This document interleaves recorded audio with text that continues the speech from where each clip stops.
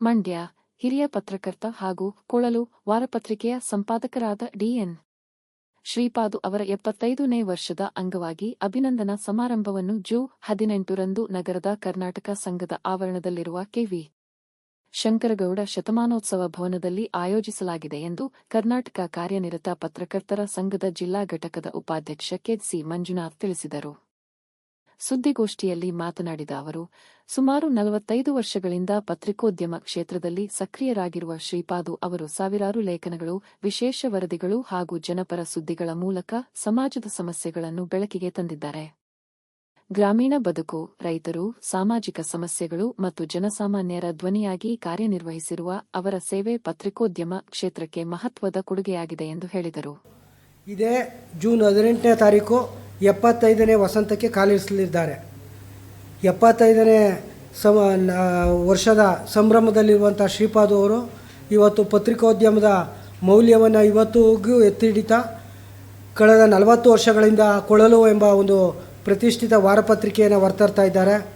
ಈ ಹಿನ್ನೆಲೆಯಲ್ಲಿ ಅವರಿಗೆ ಅವರ ಹಿತೈಷಿ ಬಳಗದ ವತಿಯಿಂದ ಒಂದು ಸಾರ್ವಜನಿಕವಾಗಿ ಅಭಿನಂದಿಸುವ ಒಂದು ಕಾರ್ಯಕ್ರಮವನ್ನು ಹಮ್ಮಿಕೊಳ್ಳುವ ಸದುದ್ದೇಶದಿಂದ ನಾವು ಇದೇ ಜೂನ್ 18ರಂದು ಮಂಡ್ಯ ನಗರದ ಕರ್ನಾಟಕ ಸಂಘದ ಆವರಣದಲ್ಲಿರುವ ಕೆ.ವಿ. ಶಂಕರಗೌಡ ಶತಮಾನೋತ್ಸವ ಭವನದಲ್ಲಿ ಕಾರ್ಯಕ್ರಮವನ್ನು ಆಯೋಜನೆ ಮಾಡಿದ್ದೀವಿ. ಈ ಕಾರ್ಯಕ್ರಮದ ದಿವ್ಯ ಸಾನ್ನಿಧ್ಯವನ್ನು ಕೆಂಗೇರಿಯ ವಿಶ್ವ ಒಕ್ಕಲಿಗರ ಮಹಾಸಂಸ್ಥಾನ ಮಠದ ಪೀಠಾಧ್ಯಕ್ಷರಾದಂಥ ಡಾಕ್ಟರ್ ನಿಶ್ಚಲಾನಂದ ಶ್ರೀಗಳು ವಹಿಸಲಿದ್ದು, ಕಾರ್ಯಕ್ರಮದ ಉದ್ಘಾಟನೆಯನ್ನು ಜಿಲ್ಲಾಧಿಕಾರಿ ಡಾಕ್ಟರ್ ಕುಮಾರ್ ಅವರು ಉದ್ಘಾಟಿಸಲಿದ್ದಾರೆ. ಎಸ್.ಪಿ. ಎಜುಕೇಷನ್ ಟ್ರಸ್ಟ್ನ ಕಾರ್ಯದರ್ಶಿಗಳಾದ ಡಾಕ್ಟರ್ ಮೀರಾ ಶಿವಲಿಂಗಯ್ಯರವರು ಶ್ರೀಯುತ ಶ್ರೀಪಾದು ಅವರನ್ನು ಅಭಿನಂದಿಸಲಿದ್ದು, ವಿಧಾನ ಪರಿಷತ್ತಿನ ಮಾಜಿ ಸದಸ್ಯರಾದಂಥ ಕೆ.ಟಿ. ಶ್ರೀಕಂಠೇಗೌಡರು ಅಭಿನಂದನಾ ನುಡಿಗಳನ್ನು ನುಡಿಯಲಿದ್ದಾರೆ.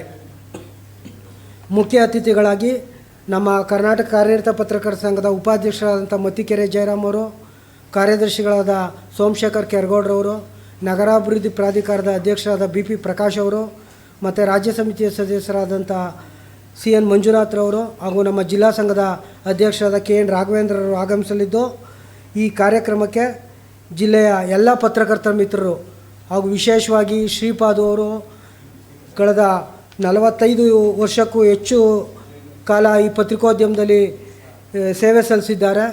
ಅವರು ಹಲವಾರು ಸಮಾಜಮುಖಿ ಲೇಖನಗಳನ್ನು ನೊಂದವರಿಗೆ ಮತ್ತು ಅಬಲರಿಗೆ ಆಶ್ರಯದಾತರಾಗಿ ಅವರ ಲೇಖನಗಳನ್ನು ಹೊರಹೊಮ್ಮಿವೆ.